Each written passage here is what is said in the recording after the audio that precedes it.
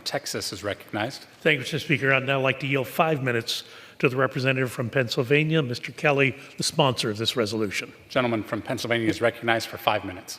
I thank my friend from Texas.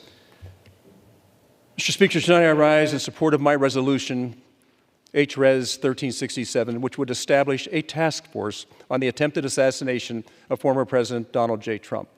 First, I want to recognize and honor the life of a true hero, Corey Comparatori, who was tragically killed shielding his family from gunfire during former President Trump's campaign rally in my hometown of Butler, Pennsylvania on July the 13th. I also want to take a moment to offer our thoughts and prayers for two Pennsylvanians who were also injured during the shooting and continue to recover. Mr. David Dutch of New Kensington, Pennsylvania, and Mr. James Koppenheimer of Moon Township, Pennsylvania. And of course, to former President Trump in his recovery. He showed incredible strength in the immediate aftermath of the shooting. First of all, Corey Comparatori was a constituent of mine from Sarver, Pennsylvania. Corey graduated in 1992 from Freeport High School, went on to serve his country as a dedicated 10-year veteran of the United States Army Reserves. Corey's passion for his community and his Christian faith led him to serve as an active member at the Cabot Church and a member of the Buffalo Township Volunteer Fire Department, where he served as chief in the early 2000s. But above all, Corey was a loving husband and father. His obituary reads, "The quintessential family man and the best girl dad." Together, his love for his wife Helen and his daughters Allison and Kaylee Comparatori will carry on. We offer our thoughts and prayers to the friends and family of Corey Comparatori.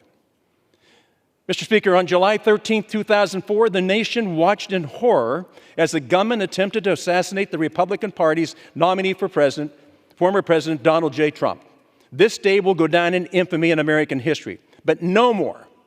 So much than any other place in my hometown of Butler, Pennsylvania, where it will always be remembered that the assassination of former President Donald Trump took place. Now, I've lived in Butler nearly my whole life. I went to high school there. My wife and I have raised our family there. I've coached Little League football and Little League baseball, and our family business is there. Now I'm fortunate enough to represent my town right here in the United States House of Representatives. I can tell you that my community is grieving. They are shocked by what happened in our backyard. The people of Butler and the people of the United States deserve answers. I'm proud to introduce this bill to establish a task force to get to the bottom of how this unthinkable tragedy could ever have occurred. This bipartisan task force will have investigative authority, including subpoena power, and to actually thoroughly analyze the circumstances surrounding the assassination attempt and ensure that these failures that occurred that day never happen again. I want to thank Speaker Johnson, Leader Scalise, Chairman Burgess, and our colleagues on the other side of the aisle for working with us to stand up this task force. When the American people lose faith and trust and confidence in their government, then the question is going to be, well, who's going to fix it? And the answer is we are. We are. In this House, we are the ones that are going to fix it. The American people deserve to know, and we have the responsibility to find the answers for them. President Trump deserves answers. The Comparatori family deserves answers. And the American people deserve answers. Now, I will not rest until we get these answers for all our constituents and all our fellow Americans. I urge my colleagues to support this bill, and I yield back. The gentleman yields. I'll reserve.